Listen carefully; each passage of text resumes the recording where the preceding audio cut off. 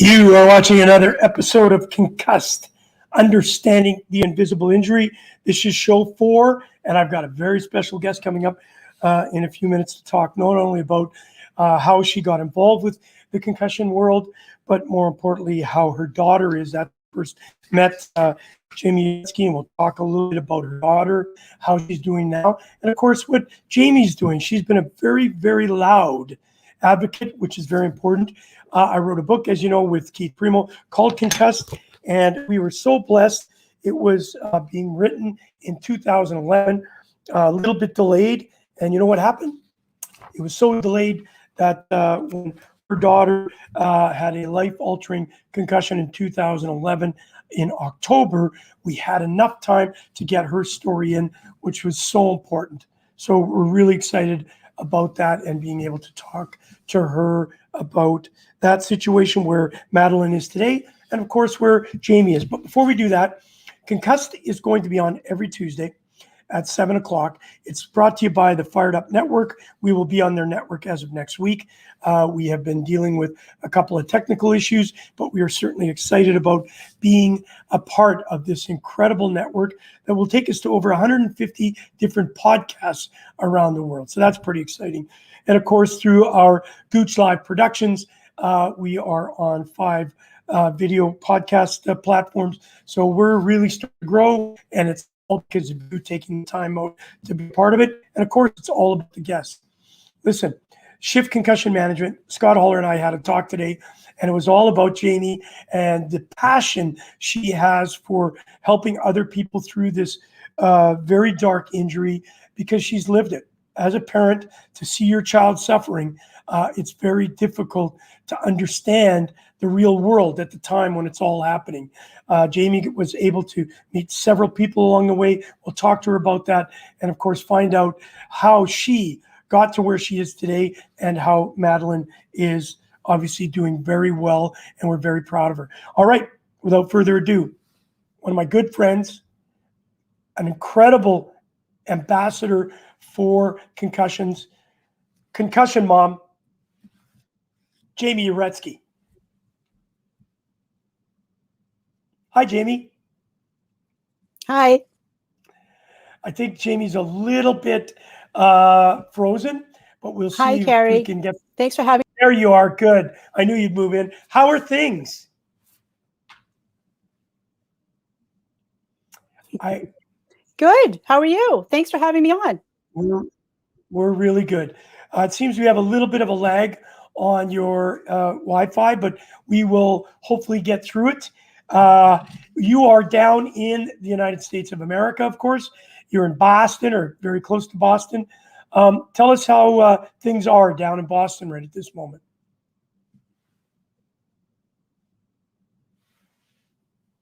Well, and we got like nothing. Everything down here is good. So obviously you have a personal interest in concussions. You and I met back in 2011. I think probably the beginning of October, or maybe even, no, just after, sorry, because your daughter was concussed playing soccer. Walk us through that experience prior to Madeline getting concussed. Did you have any idea what concussions were about? Did anybody talk to you about it?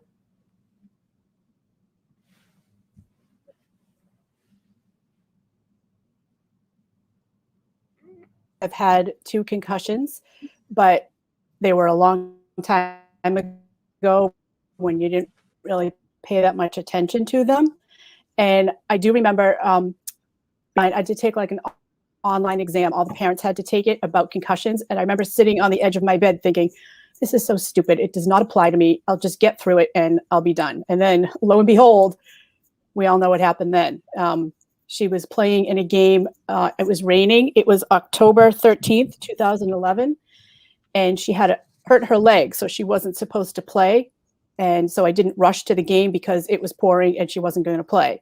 So on my way to the game, I got a call from one of her teammates that she had gotten hurt. She fell and she snapped her neck. And they said she seemed to be okay. She was sitting on the sidelines drinking some water. and I should just get there as soon as I could. So I got there. She was sitting on the sidelines. She was okay, a little foggy, and that was the beginning of a life-altering concussion. Well, we're really honored. In page 195 of the Concussed book, Madeline's story, written by you, is in here. As I mentioned to you, we are going to do a new version. It's 10 years, so we want to kind of update. We wanted to talk to all the people that were part of this to see where they are after 10 years. Obviously, we've heard this many times where a parent would say, oh, it's not going to apply to me. I don't need to listen to this stuff. Now that you've lived it and experienced it, how important is it for you to have understood what was going on with Madeline prior and post concussion? Well, when someone gets a concussion, usually they're not as bad as what I have experienced. So I could have been prepared for that, but I was in no way prepared for what happened to her. She had no short-term memory. She lost she had serious cognitive difficulties. She was just a whole different person. She had to sleep in the bed with me because she didn't know her way around my house. She couldn't, things that you take for granted. If I were to take her to the doctor's office, for example, the ride to the doctor's office, if there was traffic, if there were horns honking, if a fire engine was going by, bumps in the road, all of that set her way back. And that's just something you never think about.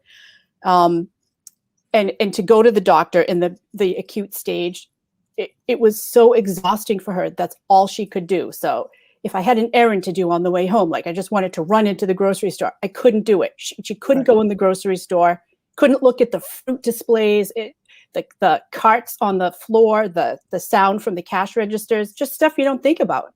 Right. So how long did this persist? Like how long did you have to live in this somewhat darkness, I guess you'd call it, because there weren't really a lot of answers for you at the beginning of it all? No, there weren't. And when you say darkness, that it was really darkness because she couldn't be near any sunlight. So we had the shades closed in our house, and it went on for, I don't know, maybe 4 or 5 years at that really bad stage. It was really bad. She couldn't really do anything. I had to take her to, she couldn't go to school. And so when it was time for her to go back to school, I had to take her to a speech therapist to be evaluated before they would let her come back. And cognitively, she tested at a level of 5 years old, and she was 16. I was just catching myself up a little bit about the story and some of the things that you went through. It's a very typical, you're doing CAT scans, you're waiting in hospitals, everything's delayed and waiting and waiting. Of course, as a parent, when you see your beautiful daughter struggling, it's also got to play a lot of factors like fatigue, mental stress, not only on you, but her and even the family life. I know she has a brother and obviously with your husband. Walk us through that, in the sense that a lot of people tend to forget that it's more than just the person that's concussed.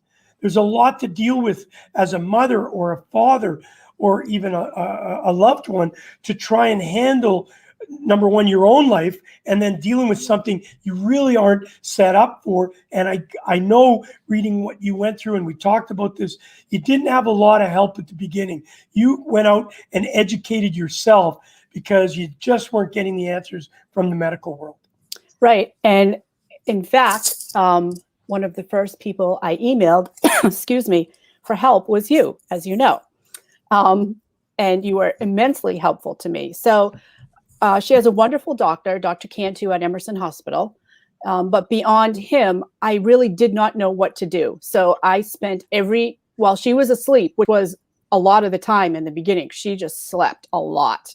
I would be online looking for answers, doing research, what was going on, why couldn't she open her eyes when the shades were open? Why did she not remember when my friend came to visit her, left the room, and then Madeline had no idea that she had just had a visitor?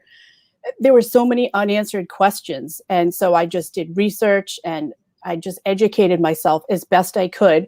And then I took her to all kinds of different therapeutic modalities, craniosacral therapy, an herbalist, many different kinds of chiropractors, which I can get into with you in a couple of minutes.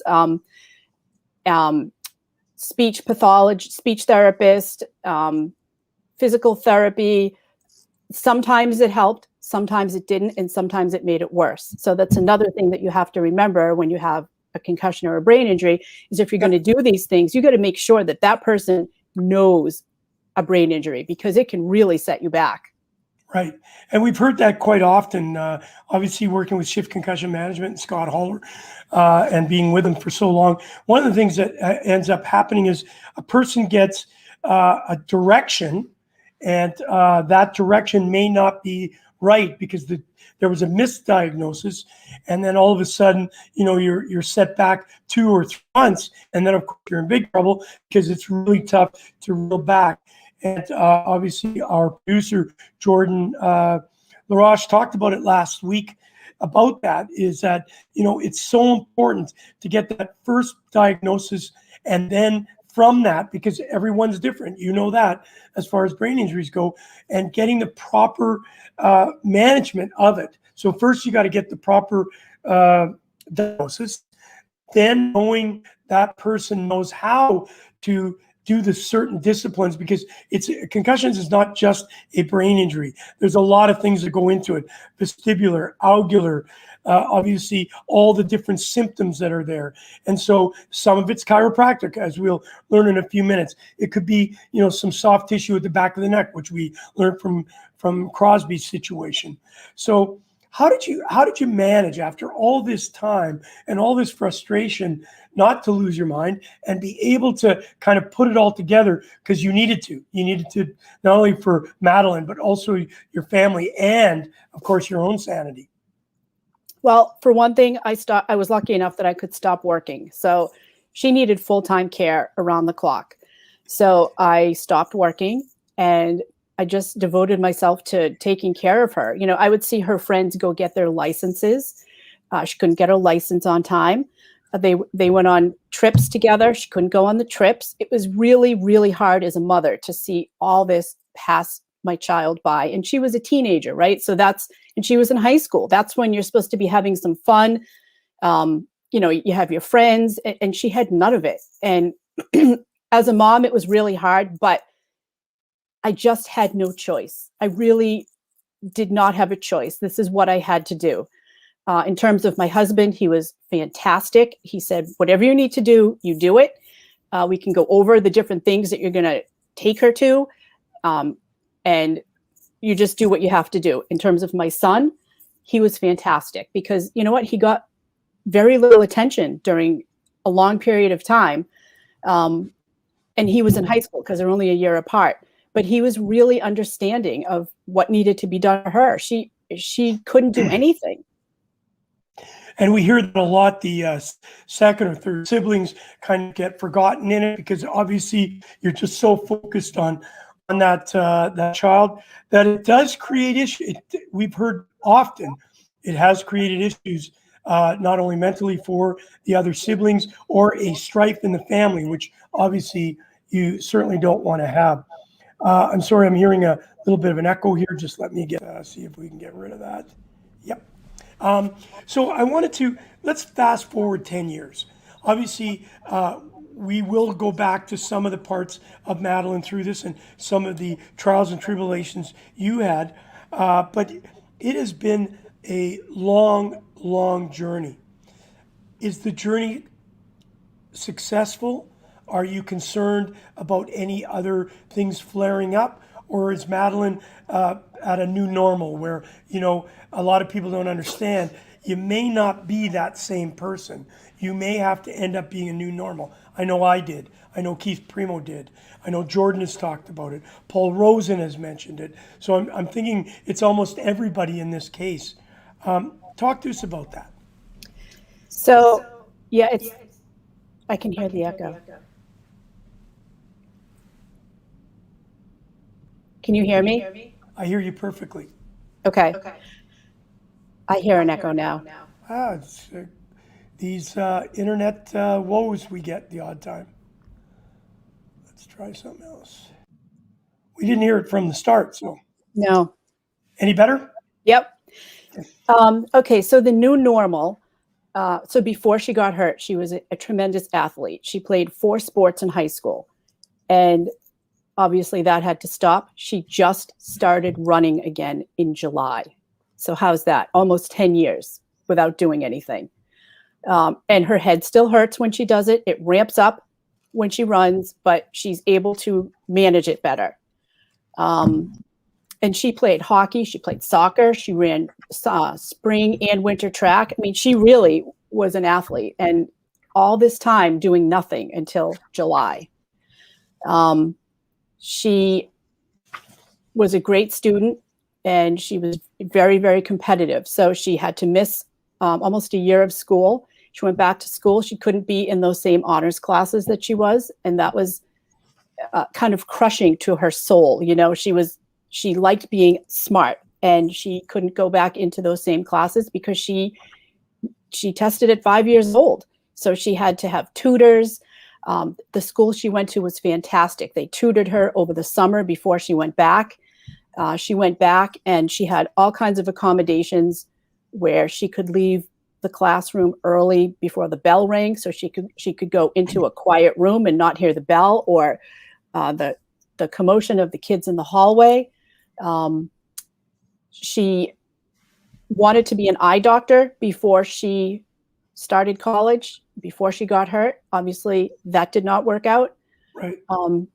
She just readjusted her life to a different way of living. And it's not worse. That's the thing, is a new normal doesn't mean it's not as good. It's just different. Yeah, and we don't know. It's just different. Yeah. So, Jami, if you don't mind me asking, obviously, when we wrote the book, we were trying to figure some certain things out. And because we're trying to understand this invisible injury, we're 10 years into it, and we're still groveling at some of the aspects and some of the myths that are still out there. But one of the things, how did you cope? How did you, like things like this? Yeah, they say try to stay calm when you see your loved one going through this. Ask questions to the professionals, and when you weren't getting answers that you really believed in.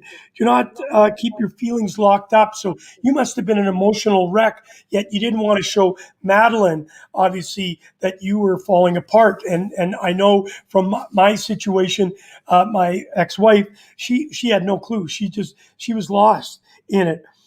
Sometimes you had to take time to reflect and realize it's not your fault that you can't help your daughter or your son. Questions from families, people obviously had other extended families that are saying, what's wrong with Madeline? What's wrong with Madeline? That creates a lot of issues. One of the other things that people forget is that it's very important when you're going through this, and I'd like to hear from you whether or not this applied to you. You had to explain to her friends and your family members and the school, Madeline is suffering. She's not who she was. She's dealing with all these things. And that in itself can be a tremendous burden on you. Did you have to deal with any of that, or did it come easy? No, it did not come easy. She had to miss family functions because she couldn't be in a crowded room. She couldn't have, like, if there was a function that had a band, like a wedding or a bar mitzvah, she couldn't go because she couldn't have the noise. So I would have to explain, and people don't understand, how can it be that bad after all this time? There were so many family things, so many different events that we just could not go to. And you know what? I just decided I'm going to explain what's going on. It is the truth. And if you don't like it, I'm done. I couldn't handle having to explain myself and feel badly about certain things when I had to deal with her, who couldn't do anything. So you just have to, while she has a new normal, so do I. That's how I had to look at it. And she came first, because how was she going to get through this if I didn't take the reins? She couldn't do it herself.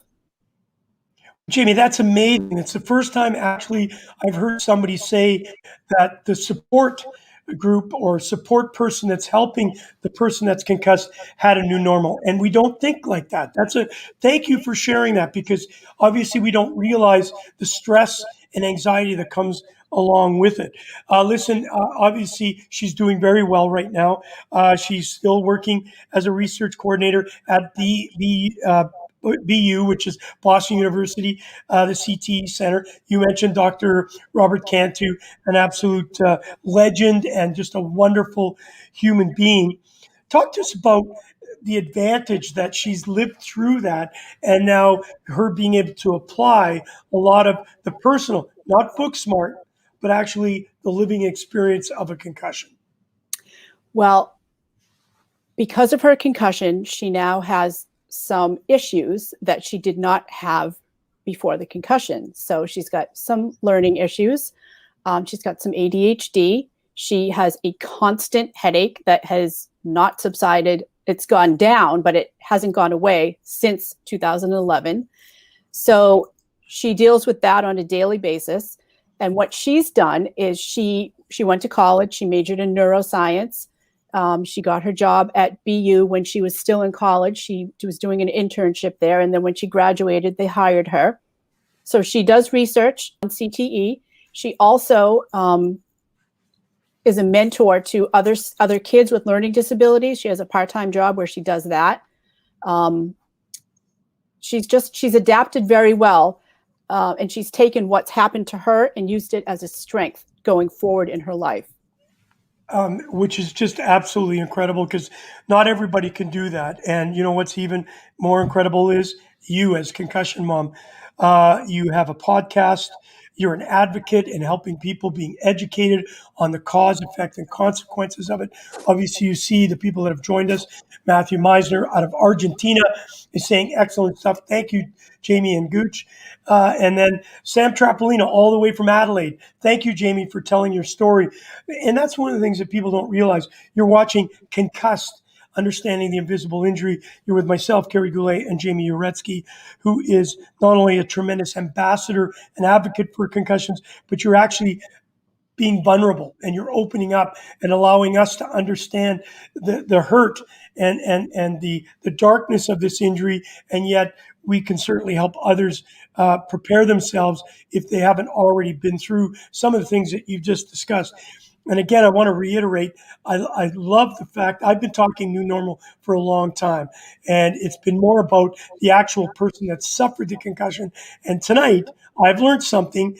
I should have known that, but thank you for sharing that people that are helping the loved ones are also living a new normal. Talk to us about your podcast. I've been on it. You're very good at what you do. Obviously, you're very well versed and educated in the aspects of concussion. We still don't know all the answers. We're trying to disseminate the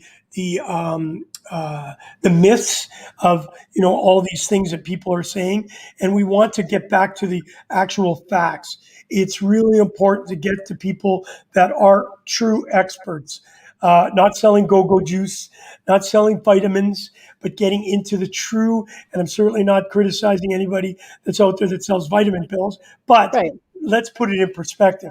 This is a brain injury. Concussion is a sexy word for brain injury, and it doesn't necessarily need to be just neurology. There are other disciplines that have to play, but we have to have it as a complete package in helping people. Tell me, from the time Madeline was concussed to today, have you seen good advancements? Are we farther ahead than you think we should have, or that we are, or are we still kind of in the dark ages trying to catch up? So when she first got hurt, I tried all kinds of different things.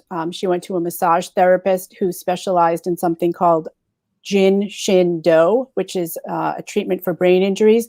That helped a little. She went to an herbalist. That helped a little. She went to craniosacral therapy. That helped a little. It wasn't until I took her to a functional neurologist, which is a chiropractor who is trained extensively in neurology. So have you heard of Dr. Carrick, who Sidney Crosby Yes, went to his clinic? Very famous. And right. So these doctors that she went to were trained by Dr. Carrick. They're up here in Massachusetts, actually, Delta S Performance, who I'm doing some work with now Oh, great. has clinics in Massachusetts and Colorado. So all of New England actually, and Colorado. And what they do is they really looked at everything that she was doing, right? So they would have, they would watch her eye tracking. And so when they were doing it, I'm looking at her eye and one eye was like freaking out. And I'm thinking, I never noticed that before. Right. So they know what that is about and what causes it. So they can address that. Then they put colored glasses on her and they would watch her walk. And when they changed the color of the lenses, her gait would change. So they address that. They have her looking at charts with stars on them and stars and dots. It was like graph paper. And it was a pattern that she had to follow where she would clap her hands or stamp her feet and then they would time her. There are all these little intricacies that they looked at. So they didn't look at her brain. What they did was they dissected every piece of what was going on inside there and then addressed those pieces. And she went from like 0 to 90 in 3 months. It was phenomenal. And that's what got her off to college. Well, we have heard tracking, and Scott Huller is a specialist on it. You know, the eye tracking situation becomes a very big problem. Some of that is missed throughout it. Obviously, you know, the functional neurologist, along with what Dr. Kerry did, obviously for Crosby, it's not everywhere. So how do people get in touch with that organization to find out? Because one of the things that we've learned, and you said it best, Keith Primo had got hurt in hockey, a professional athlete, and had all the doctors and all the money able to throw at it. We now know that if you're just an average family, you can't just be going off to all these different applications because there's a cost factor, there's a timing factor. You've got to work, your husband's got to work, you've got to keep the household together. Talk to us about when people are going through this, how do they get to your organization so that they can get a true understanding of what they're up against? So the way I found it was Google, actually. I just, like I did every single night, I would get online and I would Google different things. What could I do for her? I've tried this. I always like to have the next thing in my stable of treatments, I'll call it. So I'd be doing one thing, but I'd always want to have the next thing because I know that this one thing was going to run its course and I'd have to find something else. And I just Googled different things all the time. I networked like I did with you for, you know, now it's been 10 years that we've been talking about this stuff. And I would just network with absolutely anyone I could. I felt like I had no shame in reaching out to whomever I could because I had to help my kid. And that's how I got to all these different treatments. And that's why I started my podcast, was so that I could have these people on my podcast to help other moms. Like everyone helped me. Yeah. Well, I know that we are going to be blessed with having Madeline on in a couple of weeks. And you've also been so gracious to have some of the people that you're working with, because what the show is about, obviously I can sit here and talk about concussions because I've lived it, but I really want to get people that have had other experiences, because as we know, not every concussion, even within that same person, the 3 or 4 concussions that I had, the symptoms were different, the applications were different, the therapies were different. And of course, I was back in 1990 when we really were just at the fresh start of it all. So I'm really excited to have some of your people join us and, of course, talk to Madeline and find out how great she's doing. And she's such a beautiful young lady. If I'm not mistaken, you know, I travel a lot. Now that I've kind of calmed down, I don't spend as much time following everything. But we got engaged, did we not? She did, yes, in April. How amazing is that? Yep. Yep. Did you think when you were dealing, just take yourself back a little bit when Madeline was struggling, you know, those are things that come to mind that we're dealing with the brain. It's a very complex organ. A lot of people don't realize that. I just had an experience where we were doing an event last weekend, and on Tuesday, my motherboard went on my computer. And I can't tell you, for the 3 days up until it getting fixed, the stress, the struggles, the incredible pressure that was put on me because I couldn't function without it. It was my brain. And when I got it back, I still don't have everything there. So I'm under a new normal with my computer. You know, when you type in a person's name, it automatically pops up. Well, that's been gone. All the banking information, all the passwords are gone. So I have to go back and redo it. And the reason why I'm telling you that is people must understand your brain is your computer. It runs everything within inside of you. And so I wanted to ask you, did you experience that again about yourself being a new normal with Madeline? Obviously, she's graduated. She's got an incredible job. Those things must have been when this all was happening very far away for you, and you must be so elated that you now can look back and say, "Gosh, I had doubts, and now look at where she is today." You know, I honestly thought that the best that she would be able to do would be to work in some very small boutique right around my house, because she couldn't she couldn't go too far, that had a soft carpet in it because she couldn't handle the noise when we'd go in a store of people walking on the floor, and that she could work at part-time, maybe like folding clothes or something. That was what I thought she would be able to do. She was really that bad for quite a while.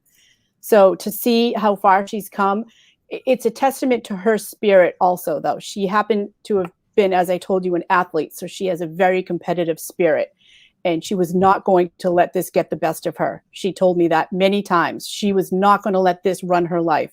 So she took charge of her life. She did what she wanted to do. She definitely still has issues, as I told you. She still suffers with pain on a constant basis, but it doesn't run her life anymore. She's figured out how to manage around that. Well, that's amazing. And of course, great comment coming from Sam, who has a young daughter who also was concussed just recently. And he's part of our new Stop Concussions platform. Your daughter is so lucky to have a mom like you. And you know what? That is so true. Sometimes parents just leave it to the medical world to deal with it. And unfortunately, it sets the situation back a lot further. And because you were so on top of it, it certainly has helped Madeline move forward as quickly as she has. I know you mentioned the people that you're working for right now. I just want to pop it up to make sure. It's called Delta S Performance. Yes. How does somebody get to there? Is there a website they can go to? Yep. DeltaSperformance.com.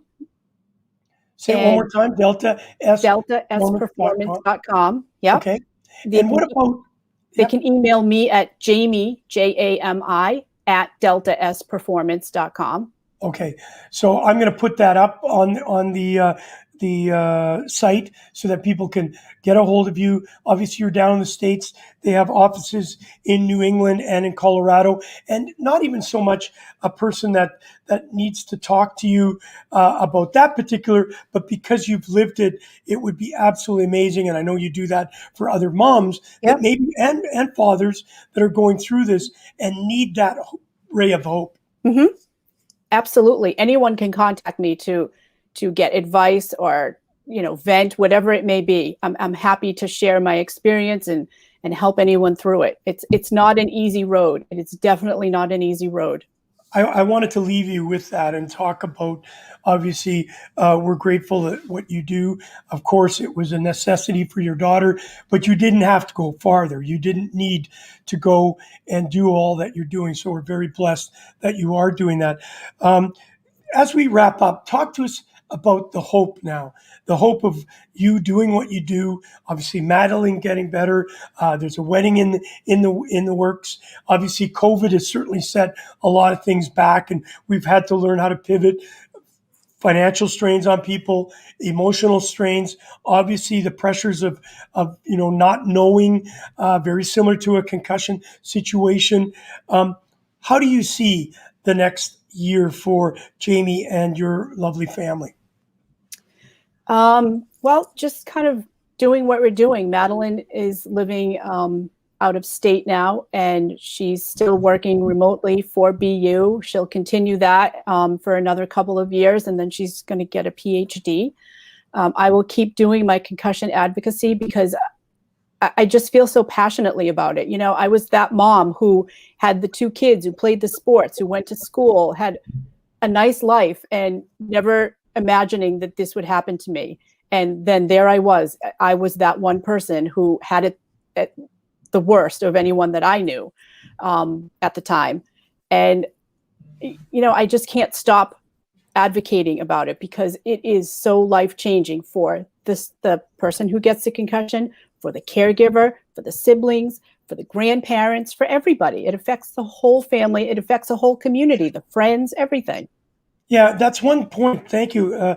As you brought it up, I know that when Madeline was in soccer, some of your social networks were built around that, right? All your friends, mothers of the other team, you sitting there and talking. All of a sudden, Madeline is rushed away from the soccer field, and then your social life kind of goes, well, hang on a sec here. I'm not seeing Miss X because I'm having to stay at home with my daughter. So it's really, thank you for sharing that, because we sometimes tend to forget, all the things that are changed in their lives, but it changes everybody's lives. And I love that Brady Leibode has joined us. He also has suffered severe concussions and has got through it. Thank God. I wanted to ask you the final part when it comes to concussions and the mental side of it. Did you notice Madeline, as she was going through her trials and tribulations with dealing with the concussion, what was the mental state? Like, did you ever see her give up hope? Did you have to prod her and continue on reminding her there is hope? And who gave you that strength to continue on believing? Because you went through a very long journey.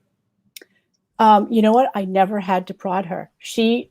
I told you before, she's just a competitive person. And for quite a while, almost a year, that kind of thing didn't come up because she wasn't really well enough to even think about it. She was just bedridden. She didn't know anything, so that didn't come up until well after a year. And she's just a really strong person. She she'd get down a little bit, but not anything that needed attention. Although I will say that I had done my research and knew that depression in teens a lot was a side effect of the concussion, losing the friends, her whole social life was her sports and her school. She wasn't in school, no sports. So I did take her to see someone who specialized in brain injuries about how to handle this from the get-go, because I didn't want her falling into that trap. And what that person told me, which was probably the best piece of advice I got, was, she said, Jami, Madeline is a very competitive person. That's within her, and that isn't going away. So you're going to have to find another place to put it. And that's how we came to the advocacy, because that's something she could do. She was living it. She believed it. And so she became, as you know, quite an advocate herself. And that's where that competitive part of her personality was transitioned to, away from the sports, so that she wasn't caught with nothing. Well, that is absolutely amazing. And I can't tell you how proud we are of her and, of course, yourself. Concussion Mom, you've been doing this for well over 10 years. We're so excited about what you do and how you have raised the bar of people caring for other people. So, Jami Uretsky, thank you so much for sharing. I know we will be talking more and more as we go forward with Concussed, Understanding the Invisible Injury. It's brought to you by the good people at Fired Up Network and, of course, Stop Concussions. Final word to you, Jami, as I let you go. I just want to say thank you for what you do, what you've done with your podcast, Concussion Matters. It's a tremendous, where can we get on? It's on all, I guess, the podcast platforms. Yep. Apple, Spotify, all those. Yep. Great. Well, we'll post up here on our site so that people can get to listen to you and understand this injury far better than if they didn't. Final word to you, Jami. just thank you for having me on and allowing to speak about this. As you know, I am so passionate about it. It's been my life for almost 10 years now, and I'm not planning to stop. So people can contact me. I have a website, concussionmom.com. I have my podcast on Apple, Spotify, and I have links on my website. And I'm here to help anyone who needs help. Called concussionmom.com. Mm-hmm. Let me get that up there. Should have had that a little earlier. Sorry. Is that it? Yep. Concussionmom.com. Jami Uretsky, thank you so much for joining us on Concussed, Understanding the Invisible Injury. I look forward to getting Madeline on. I look forward to getting some of your great people from Delta S Performance on over the next month or so. Thank you, Jami. Give my love to the family. Always great to see you. You look wonderful, and it's so great to see that smile. All right. Talk to you soon. Thank you. Bye. Wow, that was fantastic. I see that we're having a little bit of internet issues. Some of us are frozen. Man, it's 2021. Gosh, have you not thrown enough at us? Why don't you just give us good, proper internet and Wi-Fi all around the world? Because you've forced us to be isolated, and the only way we can talk to certain people is to do it via this platform, whether it's StreamYard, Restream, or it's just the old-fashioned FaceTime. I'll tell you what, it's just amazing. Hey, I want to thank Terry and Joe from Fired Up Network for helping us out. Next week, we will be live on Fired Up Network, and we're so excited to be a part of that. Don't forget, concussionmom.com. Check it out, Jami Uretsky. She is a tremendous asset when you're dealing with concussions. And of course, this has been brought to you by the good people at Gooch Live Productions, Jordan LaRoche, our producer, and of course, Shift Concussion Management and Stop Concussion. All right, until next Tuesday, stay tuned. Concussed, Understanding the Invisible Injury.